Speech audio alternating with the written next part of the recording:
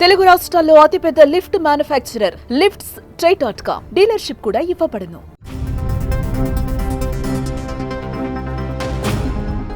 ఉత్తరాంధ్ర ప్రజల చిరకాల కోరిక విశాఖలో రైల్వే జోన్. ఆంధ్రప్రదేశ్ రాష్ట్ర విభజన హామీలలో విశాఖలో రైల్వే జోన్ ఏర్పాటు కూడా ఒకటి. ఇప్పుడు ఎన్డీఏ కూటమిలో టీడీపీ కీలకంగా మారడంతో ఎట్టకేలకు విశాఖ రైల్వే జోన్ ఏర్పాటు కాబోతోంది. విశాఖ డివిజన్తో పాటు రాష్ట్రంలో మరో 4 డివిజన్లు దక్షిణ కోస్తా జోన్లో ఉండనున్నాయి.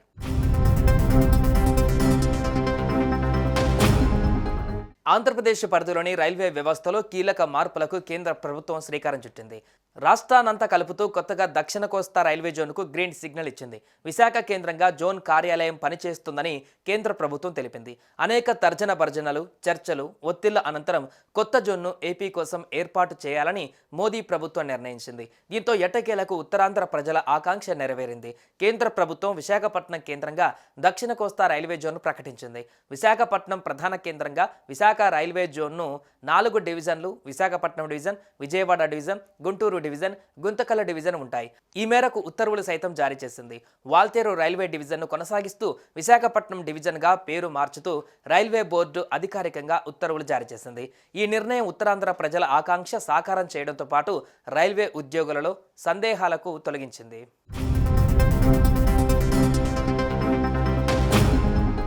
వాల్తేరు డివిజన్లో ఉన్న ఒడిశా రాష్ట్ర పరిధిలోని ప్రాంతానికి రాయగడ కేంద్రంగా ఇప్పటికే కొత్త డివిజన్ ఏర్పాటు చేశారు. మిగిలిన భాగమంతా విజయవాడ డివిజన్ పరిధిలోకి వచ్చేలా డిపిఆర్ సిద్ధం చేస్తూ వచ్చారు. తాజాగా Palasa, Visakhapatnam, Duvvada, Kuneru, Vizianagaram, Naupada, Parlakhemundi, Bobbili, Saluru, Simhachalam north, Tuvvada bypass, Vadlapudi, Duvvada, Visakhapatnam steel plant, Jaggayyapalem సెక్షన్లు కలిపి మొత్తం 410 కిలోమీటర్లతో విశాఖపట్నం డివిజన్ కొత్తగా ఏర్పాటు చేయనున్నారు. కొత్త వలస, బచేలి టు కిరణ్డోల్, కూనేరు, తెరువలి, సింగ్పూర్ రోడ్, కోరాపుట్, పర్లకేముండి, గునుపూర్ సెక్షన్లు కలిపి 680 కిలోమీటర్లు రాయగడ డివిజన్ పరిధిలోకి వెళ్తాయి. ఈ డివిజన్ తూర్పు కోస్తా రైల్వే జోన్ పరిధిలోకి వస్తుంది.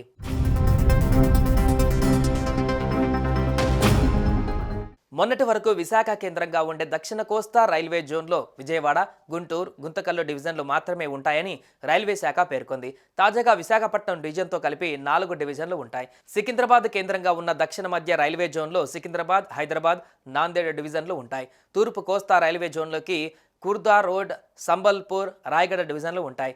దక్షిణ కోస్తా రైల్వే జోన్ నుంచి 250 కిలోమీటర్లను దక్షిణ మధ్య రైల్వే జోన్కు బదలాయిస్తున్నారు. అలాగే దక్షిణ మధ్య రైల్వే జోన్లోని 46 కిలోమీటర్లు దక్షిణ కోస్తా జోన్కు తీసుకువస్తున్నారు.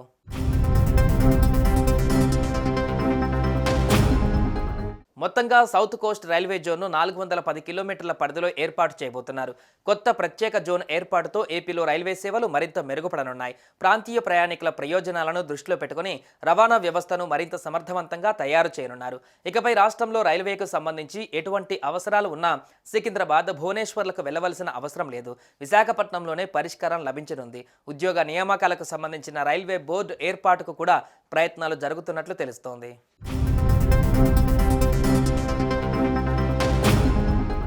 సుమన్ టీవీలో మీ పర్సనల్ అండ్ బిజినెస్ ప్రమోషన్స్ కోసం కింది నెంబర్కి కాంటాక్ట్ చేయండి.